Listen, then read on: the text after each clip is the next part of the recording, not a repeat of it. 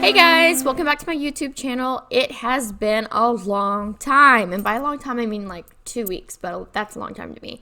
I've been away on vacation. I was really lucky and blessed to be able to go to St. Lucia for like a family vacation / honeymoon, which sounds weird, but it started as just being a honeymoon, but then it was like family was coming too, so then like it was like half us doing like excursions and stuff, and then like half like also having family time. So it's kind of a mixture of both, but it was a really great time. We had a lot of fun. But we just got back. Now when I'm doing this voiceover is Sunday afternoon, and we got back Friday morning at like 1 a.m. So all of Friday was like sleep, recover, like unpack stuff. And then Saturday, since this is Father's Day weekend, Sunday we had like church and stuff that was going to go really long and whatnot, so we didn't want to have to like rush to my dad's house to spend time with him and stuff. So what we did instead was we decided that we were going to have Father's Day on Saturday and just get to spend the whole day with him. So we went over there about 2 o'clock, and we left probably around like 10 o'clock at night. But it was fun. We just, spent time together, talked, and then we took them out to dinner at this hibachi place, which was really good. But if you don't know what we're doing today we are back in the brick townhouse, which I have missed so much. This is probably one of my favorite townhouse builds I've ever done. And for it to be a townhouse, it is pretty big. I will give you that. But for me, it was a townhouse in the sense of like maybe it was in the city and maybe a relatively affluent family owns it, and they bought the building next door and then kind of like broke through the wall to make it. Because if you look at the outside of the building, it kind of looks like one townhouse right next to the other. But to me, what it looks like is they owned one part of the townhouse and then decided they wanted to break through the other side and then made it into one big house within the city. So right now we're just going through and we're adding wood floors. I decided to go with this wood floor that I've actually used a few times in this game, but it's because it looks a little bit more antique. And I thought whoever maybe had bought this house for renovating and stuff, they maybe wanted to keep the original floor. And so I thought it was really pretty. And it ends up going really well with those brick walls, which I also wanted to keep because I knew that if they were like renovating and breaking through the wall, that they would still have some exposed brick and stuff. And so I thought it would be a really cool idea just to keep some of that incorporated in the build. But today we're just doing, well, right now technically we're doing upstairs too, but as far as furnishing goes, we're only doing the downstairs. But we did decide to go ahead. I don't know why I keep saying me. I did decide to go ahead and do the wallpaper and stuff upstairs, just because I find it easier just to get all like flooring and wallpaper done first before I even enter into furnishing. That way I'm not like going back and forth between the categories. So for me, that's just easier. And sorry if you hear like my dog in the background, because she's been so excited. It was the hardest week to leave her behind because she's only like 8 months now, I believe. We got her back in October, I think. And back then she was she like 2 months old? 2.5, I think.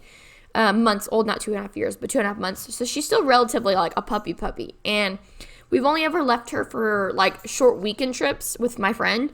And so this time though, we had to leave her for a really long time. And by really long time, I only mean like 7 days. But to me, that was a really long time to leave I consider her my dog baby, but to leave my little dog baby. And so I'm super happy to have her back. But she has been like so full of energy since we got back, because my friend who she stayed with got her these really cool squeaky balls, and she is like a ball fanatic. Like if you give her a ball, she can literally just sit there for the next 4 hours and be completely satisfied with just chewing and squeaking this ball. It's just like the most time consuming thing for her. And she's not like that with any other toys. It's literally just balls, and I don't know why that's just her favorite toy. Anyways, so my friend got her these 4 really awesome balls that squeak, and they're like the right size for her because she's a miniature Australian Shepherd, so she's kind of a little bit shorter, and her mouth's not as big. And she like absolutely loves them. But she's lost now 3 of them under the couch. And when I say lost, don't feel bad for her, because she does it on purpose. She is like super, she is a very smart dog, but what she likes to do is she likes to slightly push things under like small like holes, and then try to get them out herself. And then she'll just do it repeatedly for like 30 minutes straight, doing that until she like moves on to a different area. But our couch is like relatively high up. It's probably like, there's probably about a 4 or 5 inch gap underneath the couch because it stands up on legs. And there's probably about 5 normal sized tennis balls down there or underneath the couch that she can't reach because they're just too far back. because we have a L-shaped couch, and probably the other 3 of her small balls that she just got pushed under there, and now she has 1 left. And so she's luckily kept a hold of this one, probably because she knows that it's her last one. But eventually, once we start noticing that her tennis balls kind of start going missing, we start looking under the couch and we get them out for her and whatnot.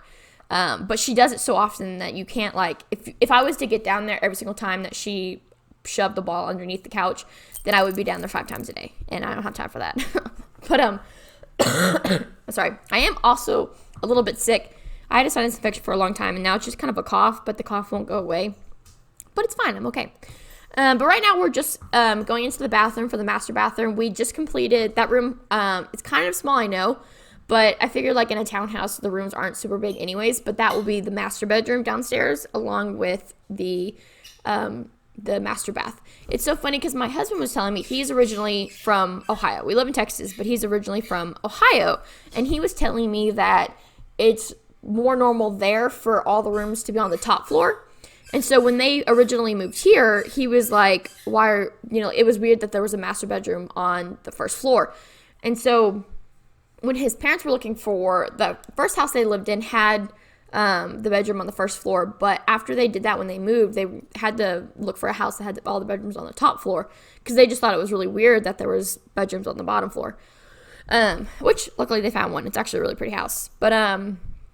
But yeah, so now every time I put like a bedroom downstairs in one of my builds, he's like, why is there another bedroom downstairs? And I'm like, because to me, it's weird to have all the bedrooms upstairs. Like, to me, the bedroom for the kids go upstairs, and then the bedroom for the parents go downstairs. I am so sorry if you can hear that squeaking in the background. It's the most annoying little sound, but it keeps her so happy. So hopefully it's not too loud for y'all. But yeah, so now we're going into the kitchen. I end up doing, so like the kitchen that you see here now is not what I end up doing. I end up ripping this kitchen out and then moving, like the countertops and everything stay the same, but I end up moving it all over because I was finding that it was going to be really hard to fit in the kitchen, the dining room, and the living room downstairs. And it looks like a big enough space to do all that, and it is, but you have to get like creative with where you put things. And so I'm pretty sure it's pretty much here soon that I like start looking at it and I'm like, I don't really like how this looks. Because in order for me to put the dining room table in where it is now, I couldn't have an island, but I needed an island because I didn't even have a sink yet in this kitchen, and it wasn't in like not enough counter space, and it just wouldn't have worked. So I ended up shifting everything like to the right and making kind of like a corner kitchen, which I got the idea while I was watching. I think I told y'all before, but I was going through, why am I blanking on the name?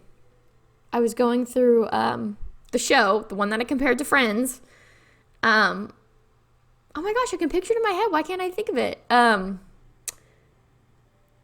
Wow. Okay, hold on. Let me look it up really fast. But anyways, I was watching that show.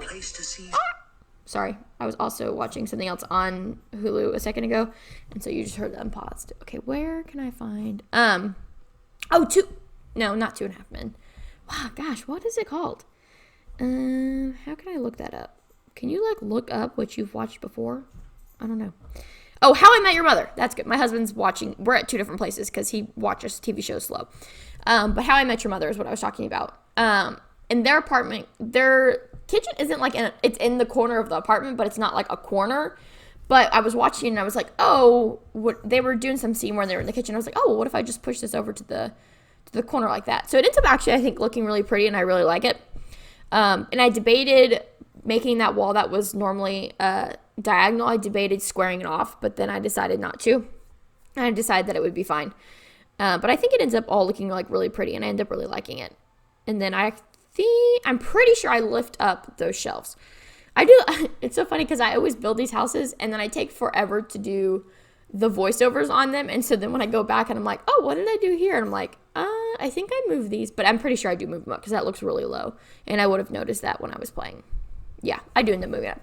But I actually really like this townhouse, and I was considering if like I could use it in some way in my gameplay. And I think if I use it, I'll have to use it for like an off-screen Sims game that I build. Which, oh my goodness, I'm sure you probably, if you're watching this video, that means you like Sims. So I'm pretty sure you probably already know by now that the Island Paradise, or the Sims Island, I think it's Island Living for Sims 4. But Sims 4 Island Living is coming out, and I am so excited. So I know I was mentioning like 4 or 5 videos back that I was planning to do a another Let's Play coming soon.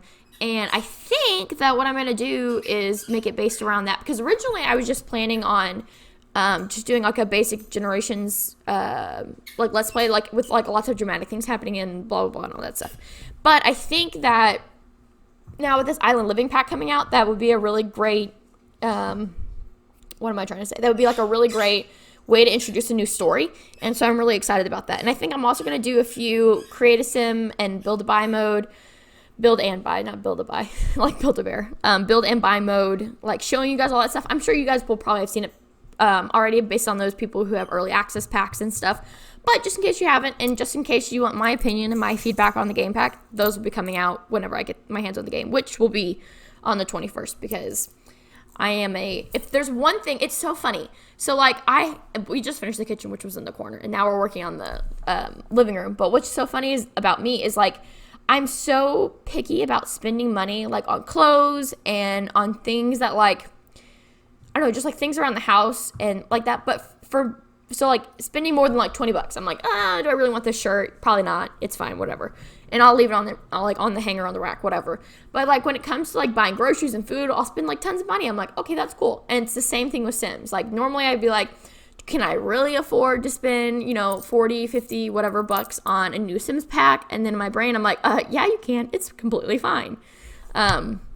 Which it is fine. Obviously, I wouldn't buy it if I didn't have the money for it. But it's just so funny that to me, like, buying a shirt, which is what, like half the price of a brand new expansion pack, or almost the same, depending on where you're shopping, obviously.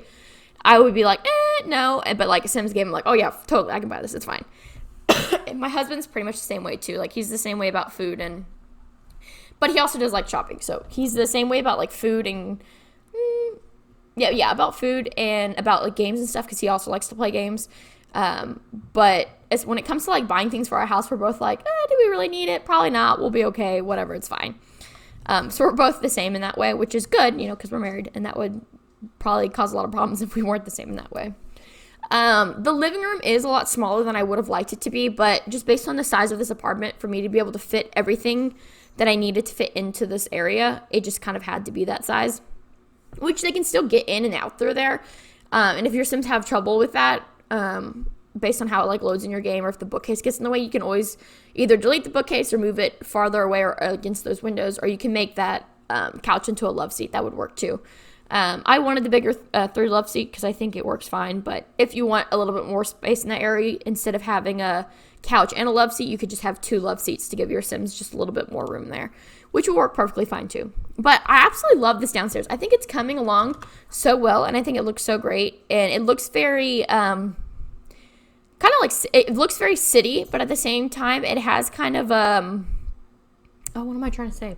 And I totally forgot to, put a door there, but it's fine. I remembered. It's okay. Oh wait, no, I had the door there. I had to move it. Oh wait, did I just move it in front of the dresser? No, I had that problem earlier. We're fine. There was earlier problem when I was like trying to put a dresser in, and then I'm like, it's in the middle of the doorway, and so it didn't work. And then now we're going to the conundrum of a table. Okay, this is my opinion on circle tables. I like circle tables. I like the way that circle tables look. I think circle tables are awesome, and I'm happy that we now have many circle table options, because circle tables are a real thing, and obviously to make your game more realistic, that's something that you want in there.